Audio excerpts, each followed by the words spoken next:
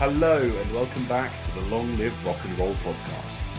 In 2025, having done 99 episodes together, Laz and Felipe embark... No, I'm joking. Welcome back, everyone, and welcome to our 100th episode special, where we're going to take it very easy. Myself and Felipe are kind of celebrating amongst ourselves. 100 episodes, really happy with how we've done, where we are, and all these episodes we've done. And we're just going to basically have a recap of our time doing the Long Live Rock and Roll podcast, talk about our favourite episodes, some of our favourite moments, some discoveries that we made, albums we didn't know were as good as they were until we found them, and just basically reminiscing over the last 99 episodes, really. So with that in mind, introduce you to, as usual, my co-host, Mr. Felipe Amrim. How's it going, man? Doing great, man. And you? Good, yeah. Did you like my little fake intro there? Yeah, that was funny. Now I start with my written opening. I was like, yeah. I thought, what's Felipe going to think? There's nothing written for today's episode, isn't there? No, we're just talking, plan. Shooting the shit, as they say, and just enjoying ourselves and looking back over. I'm really proud of what we've done, bro. Like 100 episodes is really good. I feel like, when you look at the first sort of 10 episodes, where we went from then to where we are now, I think, unless viewers disagree, unless you all disagree, we'll go back to the old format. But I think all the feedback we've had has been really positive. I just remember, like when we did the first episodes, I was so formulaic. I was like, right, we've got to talk about all the songs one after the other. Okay, done talking about the songs. Now we do the album cover.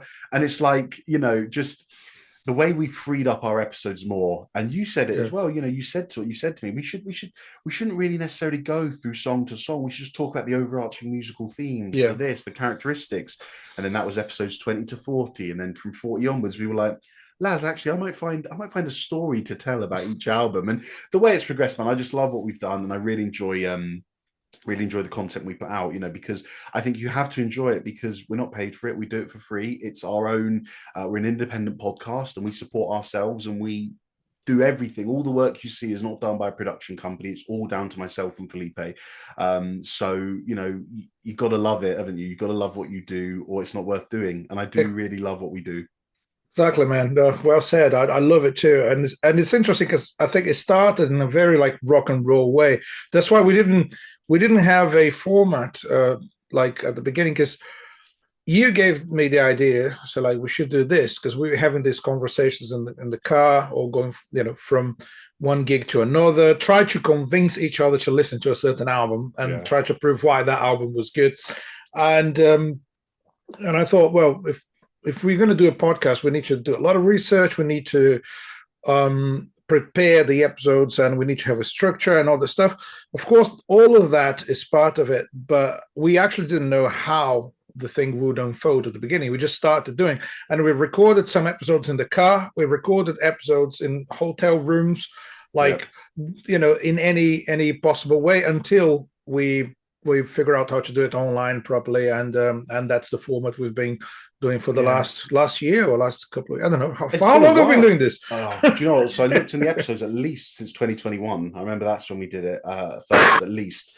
I've got all the earbuds and the stuff. I'm going to get the episodes up so I make sure all of our information is correct in terms of when we did stuff. But those early days, man, doing the do you remember we were just like, oh, can we squeeze an episode in now? What should we do? And we'd be on tour, and we just finished playing. I remember the Creedence Clearwater Revival episode. We just finished a gig, and then we went to the hotel room. Yeah, and I was like, man, we could get up early tomorrow at 9 a.m. to do the episode like we planned, or should we just go back to the room and do it now? And you're like, yeah, man, let's do it. Exactly. We also did the Dark Side of the Moon episode in a green room before a gig. Yes. Just I remember before a gig, we had like about 40 minutes before the gig started or whatever, and then we recorded it. That's it. So anyway, our first episode, 16th of August, 2021. So 3.5 years. I know, it's crazy, man. 100 episodes later. And obviously, you've got to remember, we were doing once every 2 weeks at the start, because it was really hard for myself and Felipe to get together when we weren't on tour, because Felipe lives in London. I live up near Warwick. We're about 2 hours away from each other drive. And, you're busy, I'm busy. When we were on tour, it was so easy because we'd be able to be like, oh, should we just do one in the car quickly? And Jack was very understanding, wasn't he? Of like, sorry, we just need to record an episode, So it was nice. But it came from people like Jack, Julia. Shout out to those people who were, gave myself and Felipe work for a good few years as a touring musicians. We'd be sitting in the car, or the tour van. Just, the one that always sticks to mind is when Jack thought we were arguing about Black Sabbath, because I was like, dude, Black Sabbath are arguably, probably the best and most important heavy metal band of all time. And then Felipe turned around and be like, well, I hear what you're saying, but they are hard rock.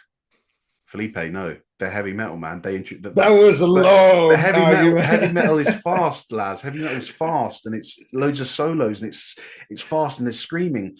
No, Felipe, heavy metal is dark sound. And we just went on, and we had this debate. And it got to the point I was like, Felipe, you can't say it's not heavy metal. Laz, I'm telling you, it's hard rock. And the guy, Jack, was like, guys, like, settle down. And then after we were like, oh bro, no, it's fine. This is just how we talk. That's our normal conversation. Yeah, and then even when we were doing the Britpop show with Julia and the guys there, shout out to everyone, Natasha, Niall, rest in peace, he's passed away. All of them, who was there? Adam, Todd, Christy, Tracy, all of those, the Girl from Mars Britpop show. Shout out to all of them. It'd be the same thing. We'd be in the green room chatting about some random album that I just heard, and we'd either debate it or we'd talk about it, and I'd be like, oh, the drums are so good, and you'd respond and you'd say, yeah, but the production, did you listen to the production on the snare? And everyone we've ever toured with has always been like, guys, you should do something to do with music, because like the way you talk is just so good, and the connection you guys have. And I'm really glad we've done it. We took the advice. I think Julia was the first one to suggest it. Jack then was sort of reinforced it through the numerous conversations we had in the car. It was just like, yeah, get on with it. And so we've done it. And it was easy at the start, or not easier, because we saw each other more often, and we did take a while to transition to this Zoom thing, because we liked being in each other's company. We liked being in the same room. And I think it's hard on Zoom, because if I'm in the middle of a point and and my point is lagging a bit internet wise, and you say your point, it's almost like you cut each other off. Whereas if you're in a room together, it's instantaneous. And I know if I'm about to speak, but I see you talk, I'll stop. It's just like live music versus studio recording. Yes, brilliantly put. But in that sense, we've learned to accommodate that sort of stuff over Zoom. I know numerous times I might start saying something, but then I can see you're already saying something, so I'll sort of hold back, and vice versa. And it's just gotten better and better, man. And I hope you guys, as the audience, listen and agree, are listening and agreeing with this. Although it's the 100th episode special, I will still do the terms and conditions, because it means more to us now than ever, people. If you are listening to us on Apple, Spotify, or Amazon, please do us a massive favor. We've delivered 100 episodes. I believe they're all pretty consistent in quality and humor and fun.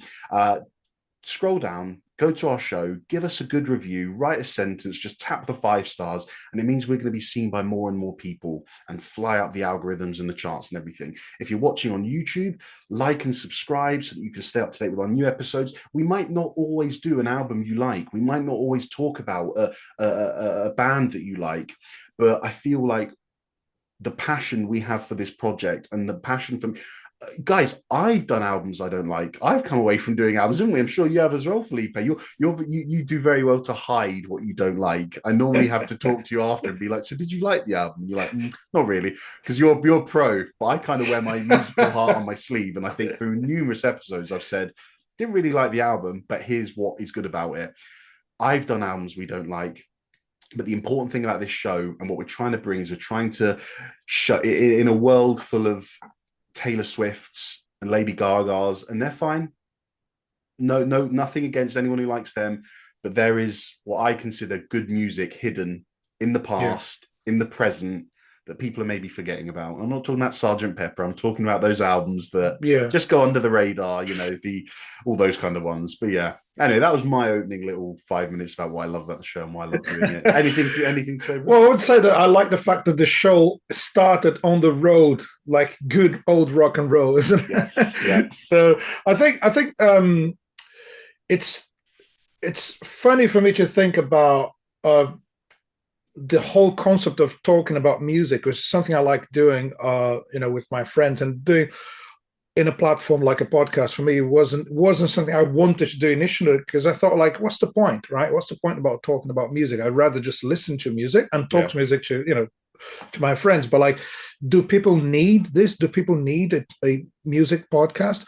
And then it makes me think about when I was really young back in Brazil.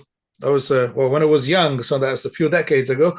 Um, I used to get my information about the bands I liked through like magazines. You would have to buy this rock magazine in find a place where because you couldn't find them everywhere. So it wasn't that popular.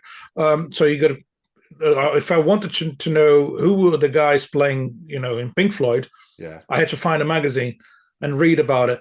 Yeah.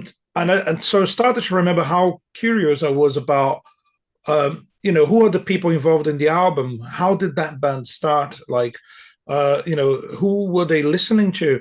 And I think when you really, really like music, you start asking yourself a lot of questions about Yeah. why that music sound the way it sounds. And I think the probably the main purpose of a podcast about music is to give people those stories, the background, and also to encourage people to go and listen to stuff they probably wouldn't listen to. So again, if you follow the podcast, because we did an episode about the Rolling Stones, but you don't like Britpop, and there's an episode about Oasis, well, have a listen to it.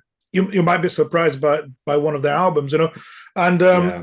and so we try to kind of cover a little bit of everything in rock music. And one thing that was really good for me is the actual rock and roll, because we did episodes about Little Richard, Elvis, Fats Domino, Jerry Lee Lewis, and I love that kind of music. And it gave me the chance to go back and listen to it. And it's a different format, isn't it? It's yeah, different because we're in a world of when you and me were born. We're in a world of albums. We're not used to what happened in the 40s and 50s where it was singles. yeah. So just to go back and experience how it would have been back then in terms of, okay, you've heard one song and now we're judging an artist on that one song. It's just very interesting, Yeah. I thought. But yeah. There's one thing that I thought this morning as well, which is a podcast is an alternative to traditional rock journalism, right? Because it's a different take on um, how to talk or write about music, whatever. So I actually have a quote from your favorite musician, from Frank Zappa. Oh, I I believe it's actually from him, because a lot of quotes are attributed to him, but this one seems to be about from him, really. Go for it. So he said, definition of rock journalism: people who can't write doing interviews with people who can't think in order to prepare articles for people who can't read. So that sounds like Frank Zappa. I'd be very surprised if you read that to me and it wasn't him. Yeah, so it's exactly.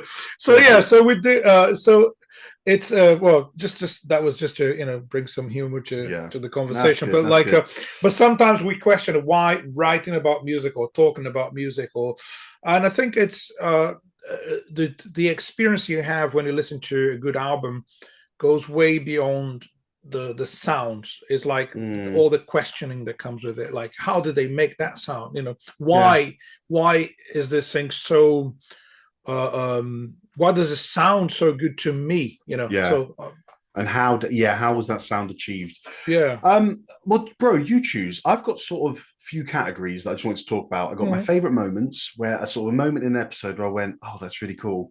I've got my favorite episodes, as in episodes that I sort of really enjoyed doing, and then I've got my top 5 discoveries, the albums that I didn't know about that we did that I went, oh my god, that's good. So do you want to save the discoveries until the end? Yeah. Sure. Okay, let's start with moments then. All right. My first moment was when we did the Dark Side of the Moon episode. And you have to remember I said at the start of the podcast, so episode 5 this was, I was all about, right, got to talk about the music. I'm here to talk about the music, the what's going on musically. So I was going song by song and discussing the music of it. You came to that episode with all the stories about how Roger Waters was going around the studio asking the people who work in the studio random questions. Like, what do you think about dying? And that's where you get I'm not frightened of dying. Anytime will do. I had no idea that happened. And I had no idea, I don't want to decredit myself. I don't want to not give myself enough credit. But I think if I go back 3.5 years to 2021, I think I've matured so much since then in understanding what's behind the music. Because up until then, you have to remember, I was a professional musician, and it was all about learning the song, understanding chords, understanding how the melody fits with this harmony, this, that, and the other. I don't think I ever really dug in behind the music.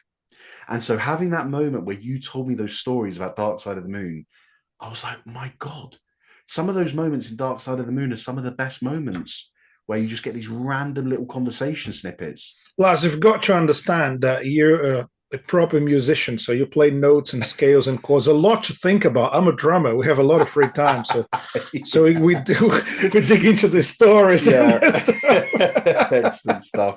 But yeah, that's another one. I mean, do you have any moments, or should I just go through mine and you go through yours? Yeah, I like the fact that we had to record at any location at any point. Like the hotel room thing, I remember as being Yeah, really tired, really knackered, and that green room and thing with the Dark green Side of the room. Moon, because several Yeah, people came in, and I yeah, remember like turning and being like, "Guys, sorry, yeah. we're recording a podcast here." Yeah. Yeah, exactly. So one great moment was the interview we did with Steve Rosen about Eddie Van Halen. So that was definitely probably my favorite episode as well. So, Mm, but we're going proud to talk moment as about well. Yeah. yeah, Um, so again, when I say moments, we're so broad. It's just anything that sort of we remember, and I remember two moments. Um, Fleetwood Mac Rumors, episode 34, and that's on my list. Alice in Chains Tripod, episode 97.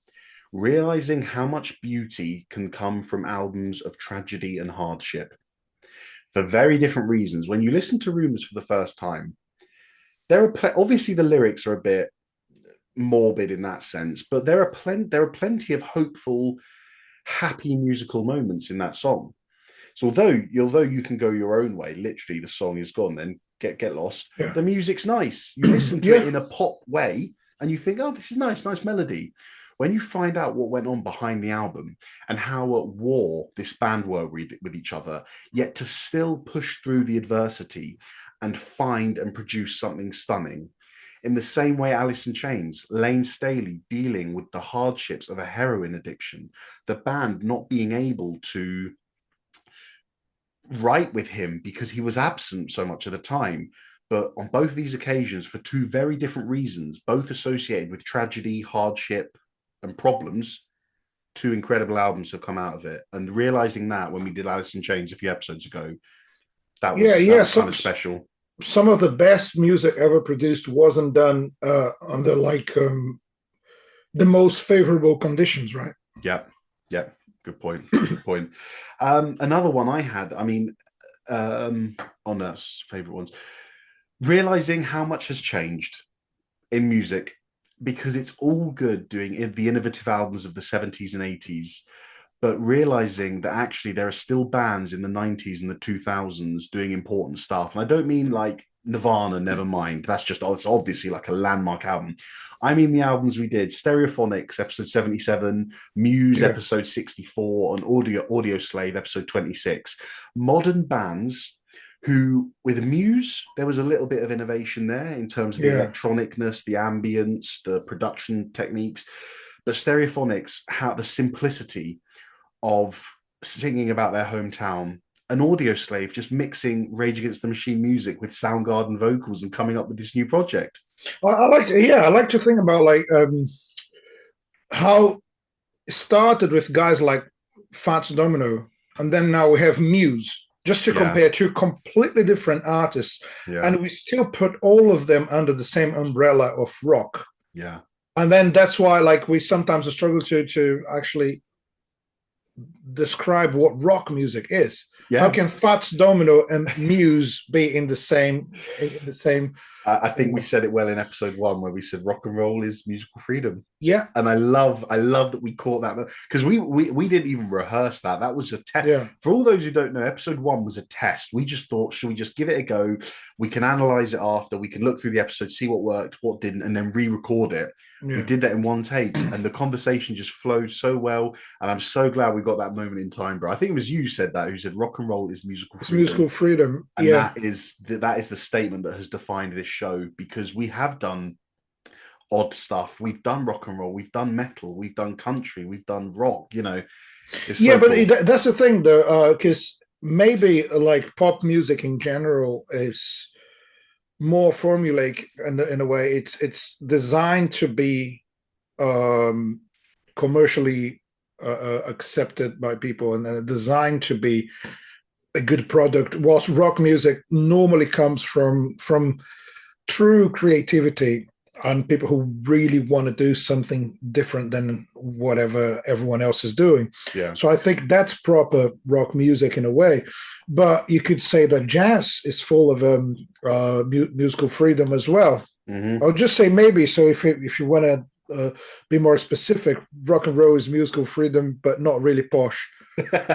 You know? Oh my god, brilliant! So we've done 100 albums, we have 100 episodes on rock and roll equals musical freedom, and what we've learned over But can't be posh. Yeah. But It's what we've posh. learned over those 100 episodes, we're now going to alter that to rock and roll is musical freedom, but not posh. So I love it. I love it. That's going to be the new banner for the next 100 episodes. That'll be the new if banner. you need to wear a suit and drink expensive whiskey, that musical freedom's called jazz. Yeah, very good, very good.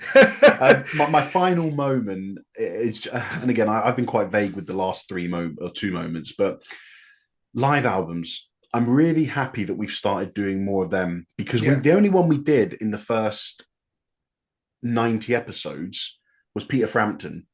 And we did that because if you put it into Google, it turns out it's one of the most best-selling albums of all time. And his career-defining album. Yes, really exactly. But him. I think it's so important because we're plagued nowadays, and I chose that word. We are plagued with miming, backing tracks, auto-tune, these pop stars who will deliver a seamless performance because the people who are watching it and listening don't want to hear anything other than what they listen to on the radio. And so it's seamless. My favorite, I should have done this. I should have associated it with it. But it's a Frank Zappa quote. And he's talking, an interviewer says to him, first she asks him who your favorite guitarists, and then she says, why? And he says, oh, because they do different stuff. And she said, what do you mean? He said, well, I play different solos every night for the same song. And she said, you play different solos? He said, yeah. She goes, well, why'd you do that? And he said, well, imagine playing the same solo every night. And you hear some of these bands, they go out there and the solo they play is just terrific and spotless. But I want to do something different. I want to give the audience an experience that we'll never have again. And I can't remember what she says to respond to that. And she goes, so every night's different. And what does that do for you? And he says, well, can you imagine playing the same thing every night? It's like punching a clock in the face. Why would you want to do that?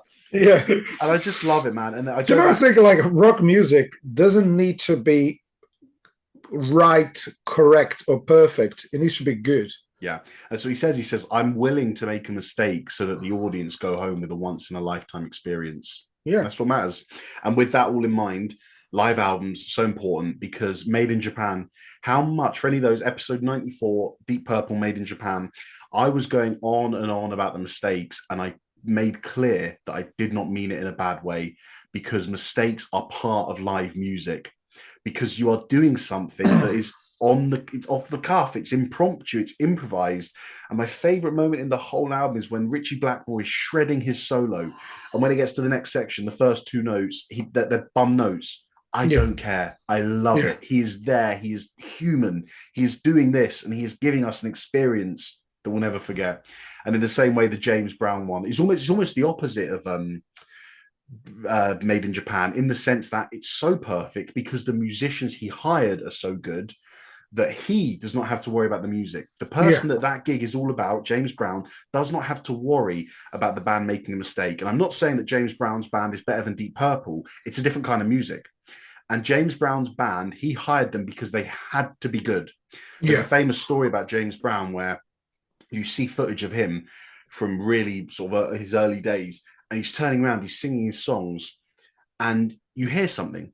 And James Brown turns around and he goes like that to one of the band members, and he plays again. Something sounds a little odd. He goes like that, and they say, and so my tutor, 5 fingers.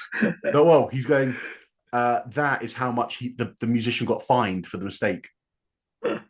So like he's $5 or $50. Five probably. $5 would have been a lot back in the 60s. But so you hear a mistake, and James Brown's like, right, $5 fine. So James Brown had to have a tight band so that he could do whatever the hell he wanted because that was his persona.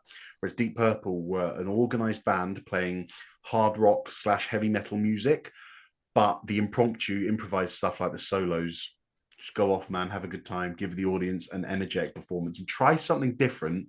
Try not to be perfect for the sake of the audience getting something unique.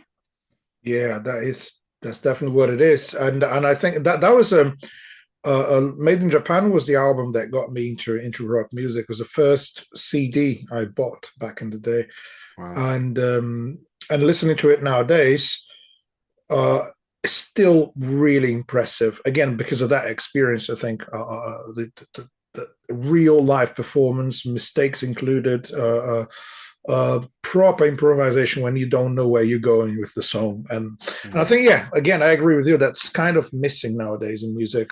People expect, even rock bands are doing a lot of this, like using backing tracks and playing. So this song is 3.5 minutes, can't be any longer than that, can't be any slower, can't be any faster.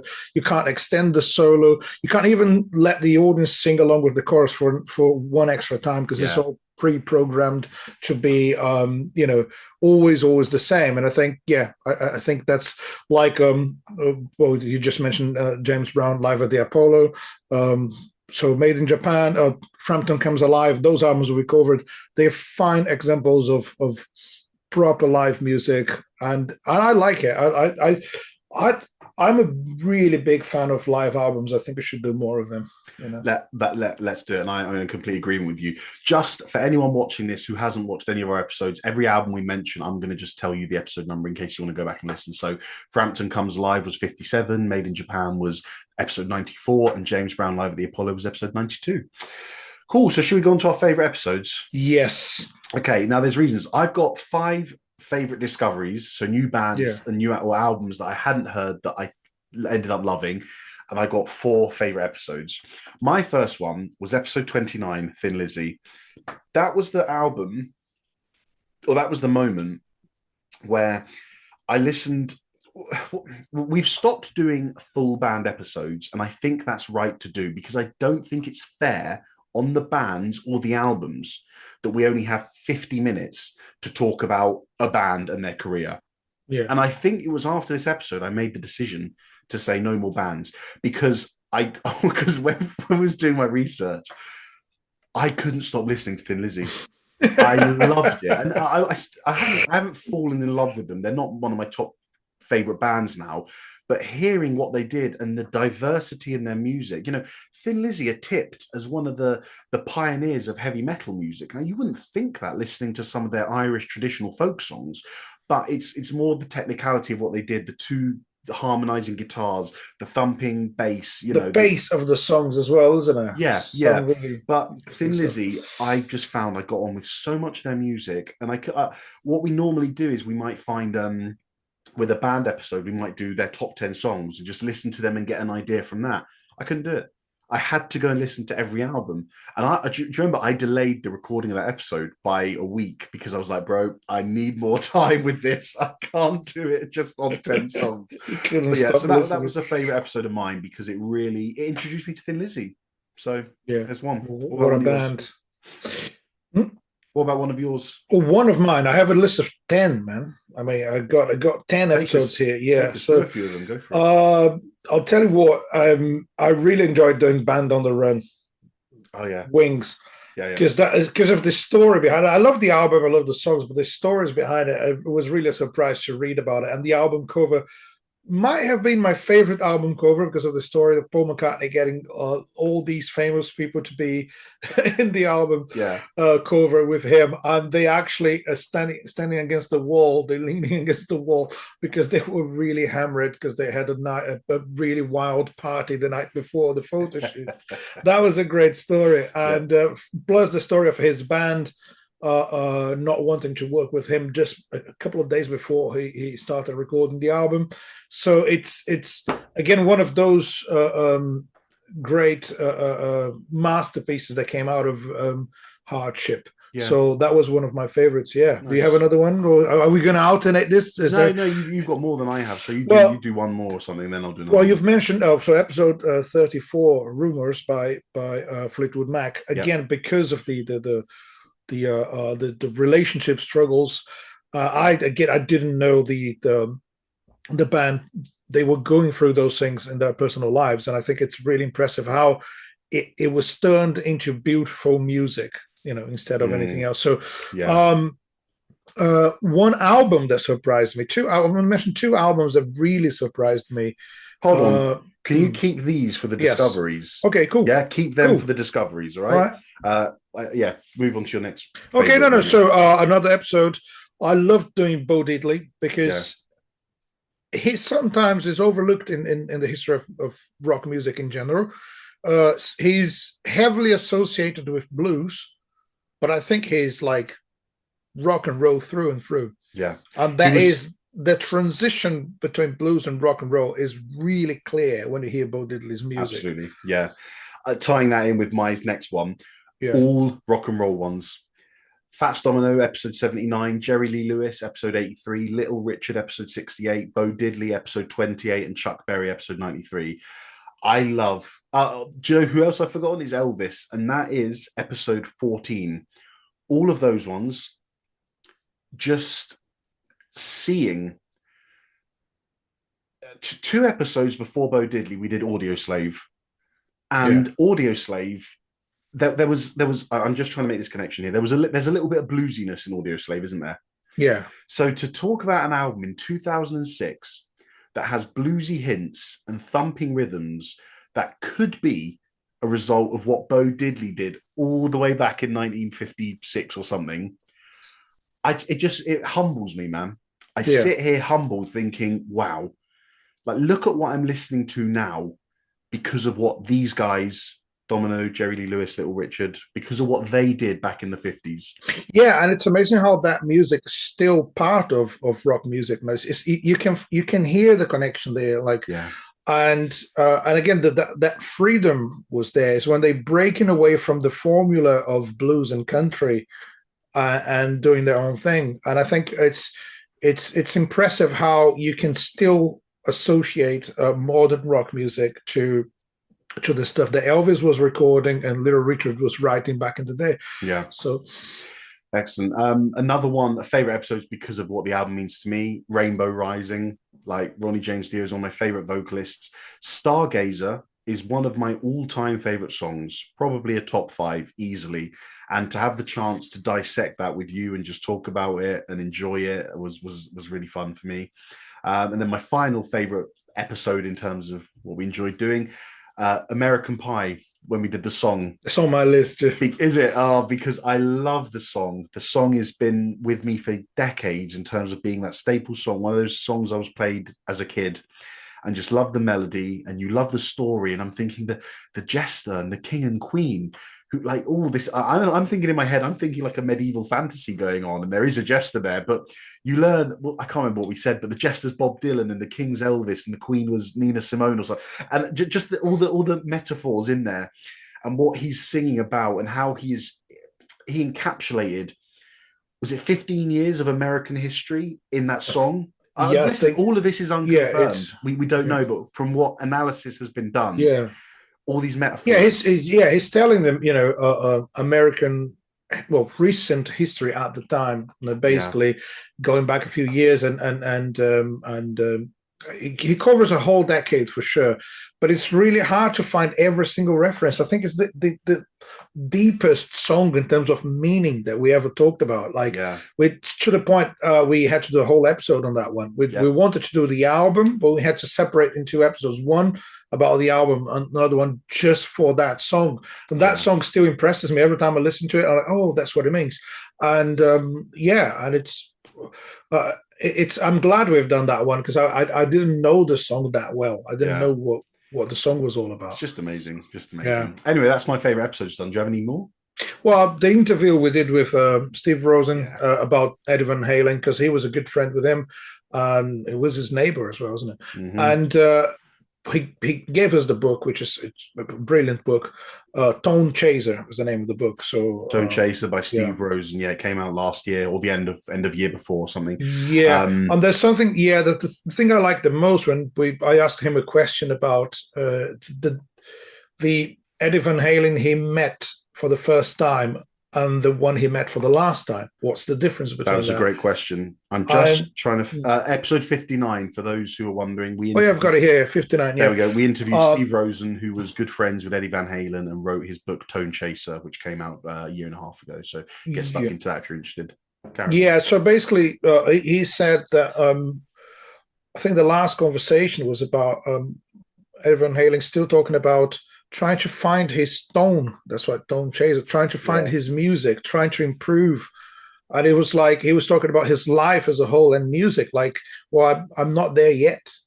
After accomplishing everything, he was Yeah. still like, I don't know. There's still things to do. There's But still things to discover. There's still like a sound to find or a meaning for your life. And I think getting because his book wasn't about Van Halen's music, it was about the person. yeah. Having an insight on how that man lived his life and understanding his personality through the conversations makes you realize that good music comes out of people who are very complex in character, personality, and they always trying something, never happy, never satisfied.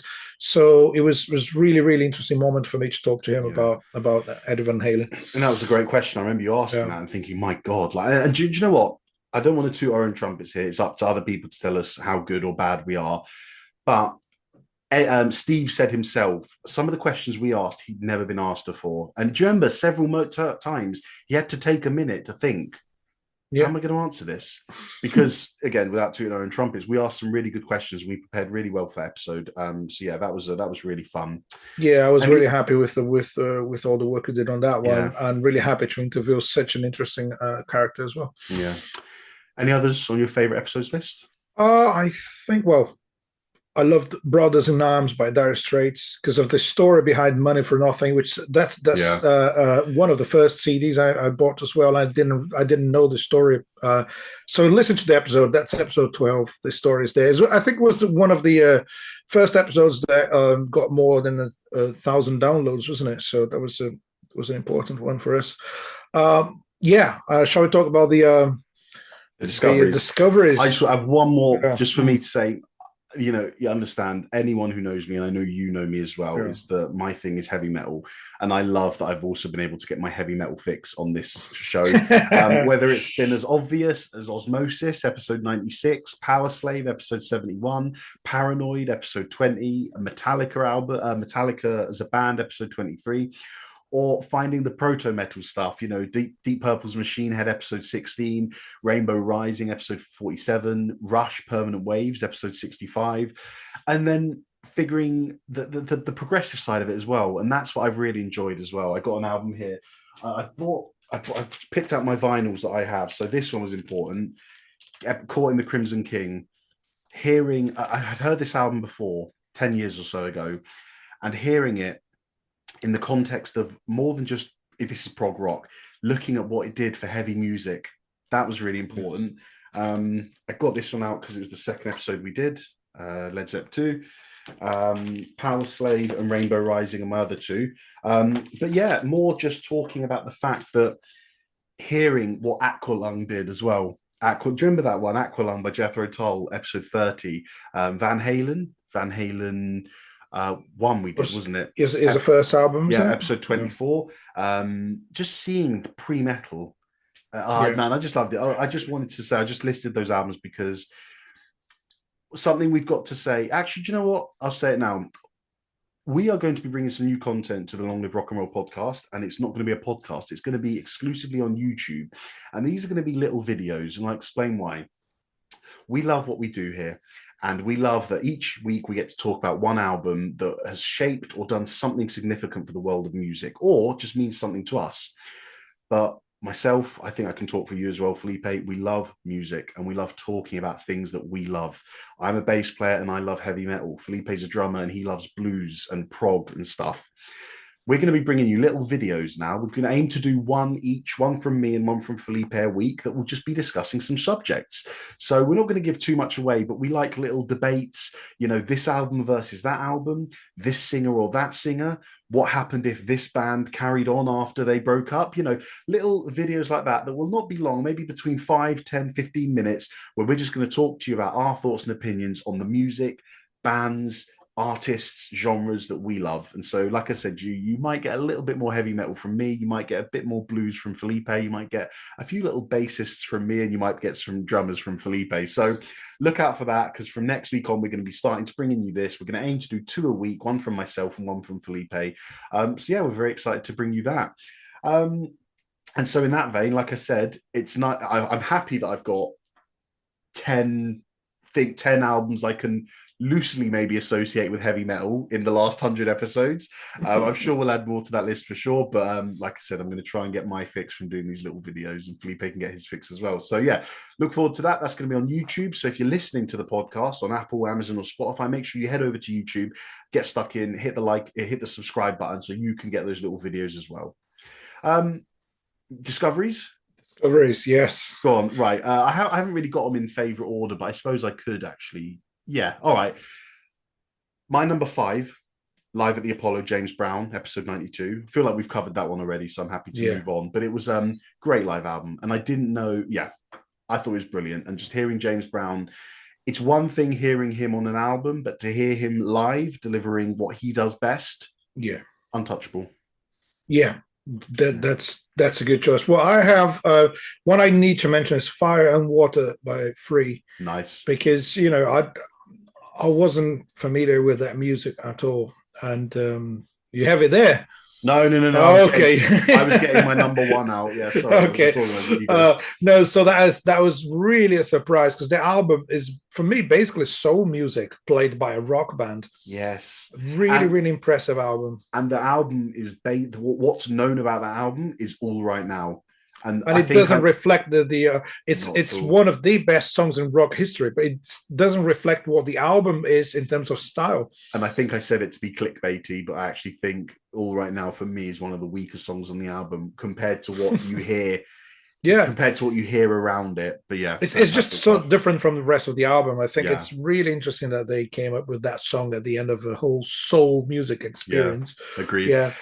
Next, number 4 for me is We're an American Band by Grand Funk Railroad.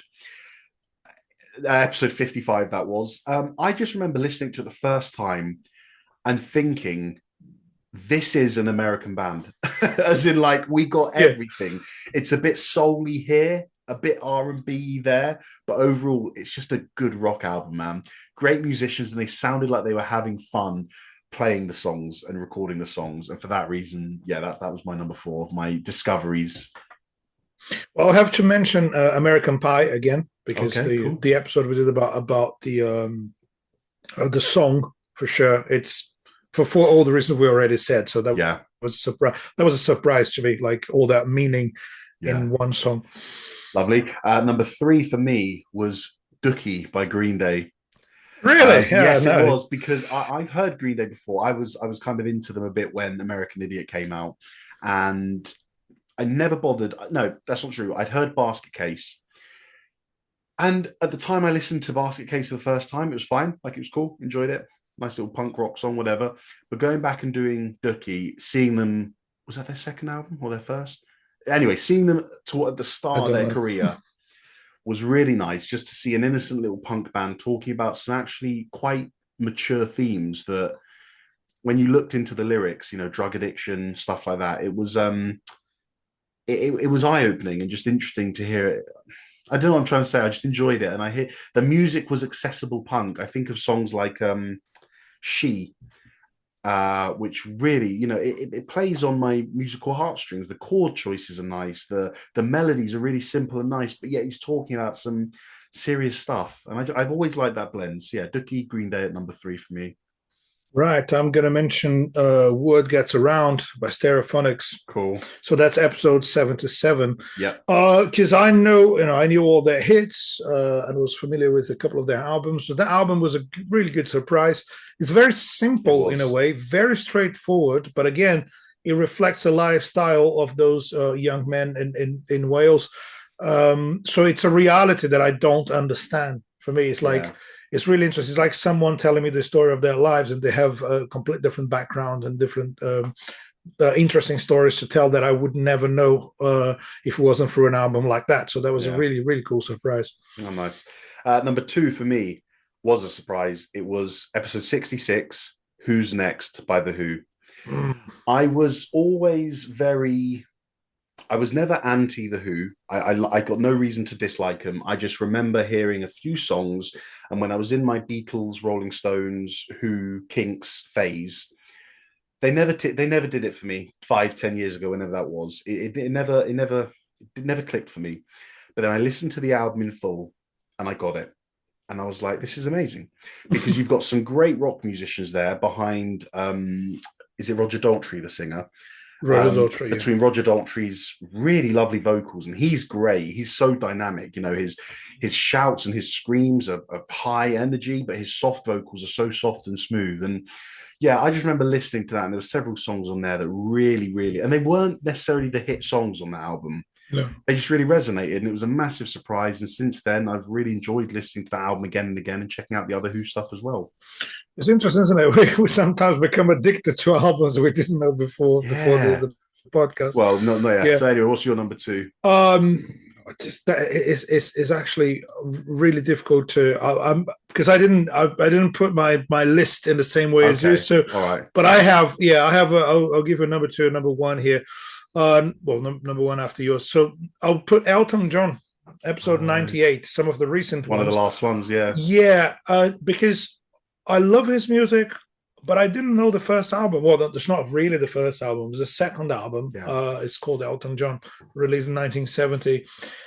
And it's one of the best production, is probably in terms of the production choices and the style and the layers and the choices and everything they put in there is my favorite production of all the albums we covered.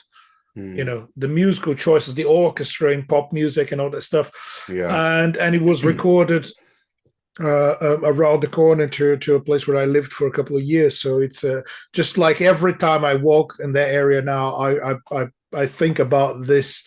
I think about this moment in time where Elton John was there recording and writing songs and trying to establish himself as a solo artist. And I mean, lovely. Phenomenal album. Really surprised me. Nice. Okay, yeah, and I agree, man. That was a lovely album. And same thing with Elton John, as I said about The Who. I'd heard stuff, and I heard your song on repeat when I was about 10 years ago when I was in school, because they all covered it. It never clicked. But then this album I heard, really good stuff. My number one, I'm gonna do a build up, maybe anticipation. Drum roll, drummer. Yeah. The thing that I knew this band before, and I knew what the world thought of them, and I knew their place in history was cemented and their legacy established. But what I didn't realize, and you can put it down to one man, but I didn't realize how well crafted the music was, and how the kind of mind and the kind of brain it takes to make music as good as that. And the whole band are responsible for the execution, but one man's vision, writing, talent, orchestration, compositional prowess has turned this into one of my favorite albums of all time. Pet Sounds by the Beach Boys are my number one. Amazing. I'd heard most of the songs before. I know what they're about. I got it. I knew where this album sat, you know, but what I didn't know is the little unspoken competition they had with the Beatles. Yeah. In the sense of Brian Wilson, he wasn't like, oh, those damn Beatles, I got to do something. He was like, Sgt. Pepper is a fucking good album. Now I've got to do something to do that. And it was like really healthy competition in terms of bands trying to healthily one-up each other and say, fuck, he's just done Sgt. Pepper. What the hell am I going to do now until he does Pet Sounds? And it's just like, or maybe it's the other way around. But yeah, I just love that. The idea that you've got these musical geniuses. Maybe Brian Wilson was more of a musical genius than Paul McCartney and John Lennon. Maybe Lennon and McCartney were more about writing a melody that sounded nice, going to this from this chord to that chord because it sounded good. Brian Wilson definitely seemed like he was more into the classical theory aspect of it in terms of some songs like That's Not Me, one of my favorite tracks. The chord changes in that, and the amount of times the key changes as well. The Beatles didn't do that often, but just hearing these two geniuses, you got the Beatles and the Beach Boys doing their thing, so different, so unusual, so talented, but still 60s pop music. And for that reason, it's just elevated my opinion of the Beach Boys. And yeah, Pet Sounds has now become easily a top 20 album of mine now. So yeah, that's my number one. Nice. Well, and I discovered it because of this podcast. So that's see? why, yeah. Anyway, so, go on, give us your number one. My number one discovery is not necessarily my favorite album of all the ones we covered, but it's definitely the biggest discovery in a way for me. Purple. Yeah. Purple by Stone Temple Pilots. Yeah. So what were you about to ask? I was going to ask you, is it that you didn't realize it was good? You didn't realize it was that good, but then you did some research and you found exactly, because when we do this for the podcast, it's like we got to listen to the songs in detail, take some notes, and like pay attention to what each instrument is doing. It's not like you're listening to it as background music or whatever. You're actually listening and paying a lot of attention to the details. And I think it's the whole, the way it was recorded, the production, the way that the musicians are playing the album. And I think there's a lot of hard rock or classic rock in the way they play. Yeah. So I'm my favorite band is Led Zeppelin. Everyone knows that. So I love them. And there's a lot of that Led Zeppelin energy in their music without copying any specific riffs from Led Zeppelin. So it's the energy, it's that classic rock vibe. And being considered like a grunge band, doing that sort of stuff in the 90s that really relates to classic rock, I think the album was the biggest surprise for me. I knew the songs, but I couldn't say that I knew the album for real until I listened to it for the episode. So what an album. Yeah, those two albums, Beach Boys was episode 45 and Stone Temple Pilots was episode 91. So go and check them out. So yeah, been a great journey, man. Loved it. And there's only more to come. So for listeners, let's do another 100. Yeah, for sure. 100%. For viewers and listeners, what you can expect from us is the same sort of thing. I think we're in a really good format with doing these albums. What I'd like to do more live albums, as you've said, and I think we need to do more songs. I've forgotten. I've done the schedule at Christmas time. I did the schedule for the start of this year, and I completely forgot that we're doing individual songs. And I think they're great. There is 1 week in a month where Felipe is flat out busy with all his gigs. So we said, on that week we'll choose my album because it's easier for me. But I say we just do a song because it'll just be easier for both of for you, for your schedule. And it's important to talk about songs, man. It's important to talk about one song. And how can we do Led Zepp 4 and not talk about Stairway to Heaven for 30 minutes? Do you know what I mean? So it's going to be important. So we're going to do more live albums, more songs. We haven't actually done a covers versus originals episode in a while. So we guys really hope you've enjoyed the content. And we're going to be bringing you more of the same that you've had in the last 6 months, the same kind of discussion, the same kind of formula with our episodes. I think that's all we have to say. Anything else? I just want to thank everyone who has been listening, downloading, and commenting, and loving and hating what we do. I don't care, as long as it brings some emotion to you in any way. No, honestly, it's when you told me the first numbers of like downloads and stuff. So, do people really like what we're doing? So that's good. I'm really happy that people are interacting with what we're producing in a way, and it's a real pleasure. Life is busy, and to find the time to be here talking to my really, really, really, really good friend Laz. One of the best human beings I met in this life for sure. See, there you go. He paid me five pounds to say that. Can someone clip that and put it as a review? I'll give Laz 5 stars. To have the opportunity to be here talking to you about the subject we love every week, and to know that people want to listen to this, and that is a real pleasure. And I hope we can bring some new information or encourage people to listen to music as an experience. Stop everything you're doing and have a listen to a good album, start to finish. Just enjoy the experience, because that's what music's all about. I think this year, well, I say this year, this month, I've had a whole new a revitalization of how I consume music, because bands there's a few metal bands, right? There's a band called Bleed From Within, Architects, Machine Head, and there's another one, Whitechapel. They're very heavy metal bands, these guys. They all have new albums coming out. And I haven't felt excited about new albums coming out in, I'll tell you exactly when it was, bro, pre-university. Because something happened in university. Maybe it's my fault, maybe it's the university's fault, maybe it's education's fault. I don't know. I turned from a music fan into music as a career. You become a scientist, isn't it, in a way? There you go. And so instead of enjoying new albums coming out, I'd be analyzing them. And I'd be like, what am I doing? Like, why can't I just enjoy this album? Like, I listened to a song and I'm okay, I'm enjoying this riff, and suddenly it goes to a chord that I didn't think worked. And I'm sat there going, oh, you should have gone to that chord instead. And I'm stifling my own enjoyment of the music because some creative person had a different opinion for me. And I thought, that's not right. It's not right. And I haven't sat meditating or gone to therapy to fix this. Something has just happened this year where all those bands I mentioned have put out a single, and I've really enjoyed the first single. And so I've listened to that over and over again. Oh, 2 months later, a new single. I want a third one. And I've been consuming music just like I did before I went to university when I was a kid. Great. And the singles have come out. And then the Architects album dropped this week. And it was brilliant. I'm thrilled with it. And because I gave the singles that time, I'm now like, oh my God, if Architects did that, I like Bleed From Within more. And their 3 singles I like better. What if their album's better than the singles as well? And I'm just getting excited again, which is really nice feeling for me, because like I said, it has been a long time where I've enjoyed music for what it is. And I think, bro, part of that is us doing this as well.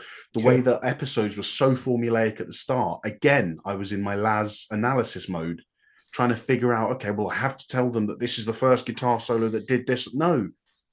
Enjoy it. And I think this is why I say thank you to you. And, this is why I love doing this with you. It's because you take me away from things being so black and white and into just, well, they recorded this album when they were stuck on a hill in New Zealand. How cool's that? I'm like, yeah, well, that's a good story there.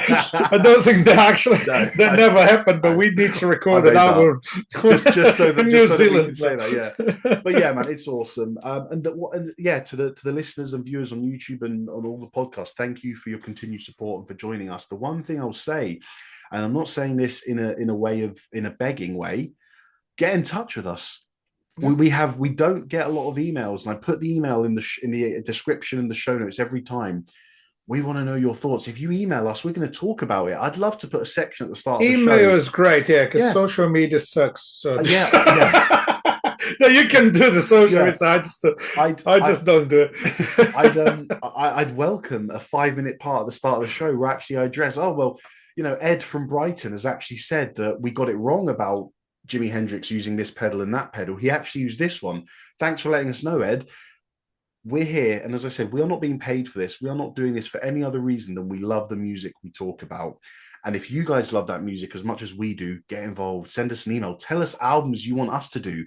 If you think we've done a Beatles album and we'd like this album to do off the back of that, let us know. Get in touch. And the show can be more about what you guys want as well. Give us a song, give us an album, give us feedback, and we can make the show and, sort of mold it more around the content that you guys like. So with that in mind, happy 100 episodes, bro. Congratulations. Yeah, man, congratulations. Well. Yes. And thanks for everyone for being with us for 100 episodes. That's really remarkable. Wow. What an achievement. Thanks, everyone. Well, thank you for joining us for another episode of the Long Live Rock and Roll podcast. I will say again, if you're listening to us on Amazon, Spotify, or Apple, do us a massive favor. Come on, we've done 100 episodes. Do us a favor. Scroll down, hit the 5 stars, give us a nice comment, and we're going to be seen by loads more people. We're going to shoot up the music charts. Not the music charts that matter, not the Billboard 100, the podcast music charts. And if you're watching us on the YouTube, recommend us to a friend. Share any episode you like with someone who likes that band or album. like and subscribe so you stay up to date with all our content. Thank you, and we'll see you next time. Yeah, thanks for being with us once again. Thanks for being with us for 100 episodes. Keep on rocking, everyone, and don't do anything I wouldn't do. And as usual, I can't believe this, for the 100th time, take care and long live rock and roll.